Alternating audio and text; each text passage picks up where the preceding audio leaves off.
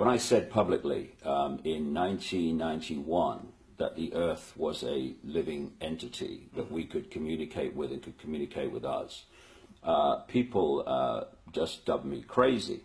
And now we're seeing scientists who have studied this coming to the same conclusion. Yes. The bottom line is this: everything is conscious.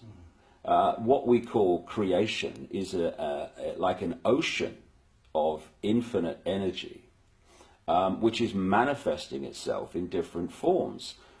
It's like we may perceive ourselves as droplets, if you like, individuals. But if you put a droplet in the ocean, where does the droplet end and the ocean start? The ocean is the droplet is the ocean, and it's the same with us. You may look as you do, I may look as I do, that wall may look as it does, but they're all expressions of the same energy field, manifesting in different ways. So, of course, the planet itself is a living, thinking, emotional entity. And we are interacting with that energy field. And one of the things the Illuminati have set out to do and are trying ever more to do in the period we're experiencing now is to bring the vibrational state of the Earth's field, the Earth's consciousness, to as low a point as they can. Because we, as human beings, are living in that energy field. And it's very simple. If you affect the sea, you affect that which lives in the sea. And so the more that they can lower the vibrational state of the planet, the more it becomes, if you like, treacle-like density. The more we living in that energy field are pulled into that state. When you have the wars and the environmental destruction and all these things that cause tremendous negative emotional energy, then you are lowering the vibrational state of the planet, you're lowering the vibrational state of the people, and you're basically holding them in a vibrational prison, which makes it much more difficult, not impossible, but much more difficult for them to hold connection out into the infinite beyond, where they can be in this world, but not of it in terms of their perspective of reality. If you disconnect people and hold them in this density, hold them in this illusory reality, they are in this world and they are also of it. And therefore, the only information that they have to get a fix on how they see life themselves and reality in general is through the eyes and the ears. And who controls that? The Illuminati control that through what we laughingly call the education system, the mainstream media across the planet. And that's what they're trying to do.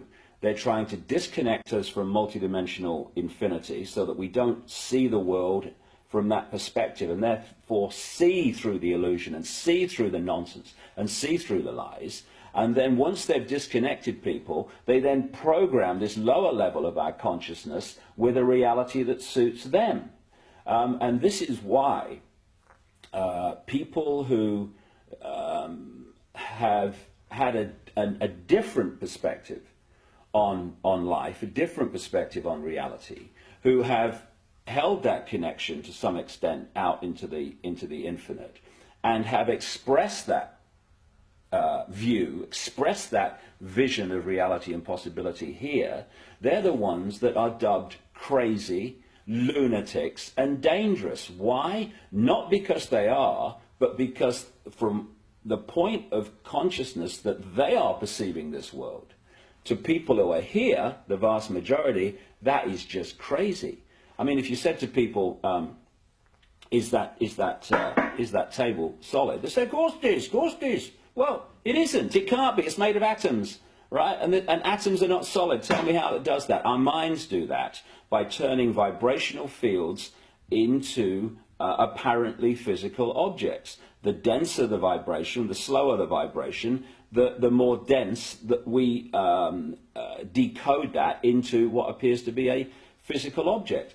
And so someone who's out there and can perceive that sees the world in a completely different way, and because it's different to the norm and the mass norm, which is programmed into people from cradle to grave, they're just isolated and called crazy. When in fact, you know, they're the people we need to listen to. Yeah, and, I remember Stanley Messenger. He said to me once that there are no objects, there are no things. Everything that, like for example, the wooden table, everything is an event, because once that was a tree, and in years to come that will be thrown away into a skip and it'll end up decomposing somewhere. We don't perceive that as an event because it's happening on a slow scale. But there are no things, there are only events. Well, that table was once a tree, and when it was a tree, it was an illusion. Now it's a different kind of illusion, and when it's thrown on the scrap heap and goes back to energy as it decomposes, then it will still be an illusion. And this is for me, if you're talking about how we're controlled, how the few control the many. If you can suppress the information that people receive in terms of what is possible, you to the same rate suppress their perception of what is possible.